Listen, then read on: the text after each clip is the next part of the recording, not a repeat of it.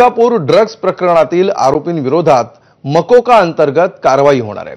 जामिनावर बाहेर असलेल्या आरोपीवर देखील मकोका अंतर्गत कारवाई केली जाणार आहे। तुळजापूर ड्रग्ज प्रकरणातील फरार आरोपींना अटक करण्यासाठी प्रताप सरनाईकांकडून पोलिसांना अल्टिमेटम देण्यात आलाय।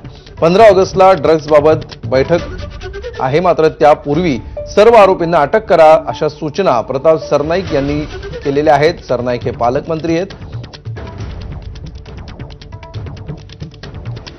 जे काही ड्रग्स मधले जे आरोपी आहे, भले ते जामिनावर जरी सुटले असेल तरी खरेखुरे जे आरोपी आहेत त्या प्रत्येकाला मोका लावा, त्यांच्या मोका अंतर्गत परत त्यांना अटक करा, तरच ड्रग्सचं समोर उच्चाटन होईल असं मी एसपीला सांगितलेलं आहे। त्या माध्यमातून सगळ्या पोलीस अधिकाऱ्यांना सूचना दिली। त्यांना अल्टिमेटम दिलेला आहे की 15 ऑगस्टमध्ये जेव्हा बैठक या संदर्भातील होईल तेव्हा तोपर्यंत जास्तीत जास्त आरोपी त्यातले किंवा सगळे आरोपी पकडले गेले पाहिजे अशा सूचना मी केलेल्या आहेत।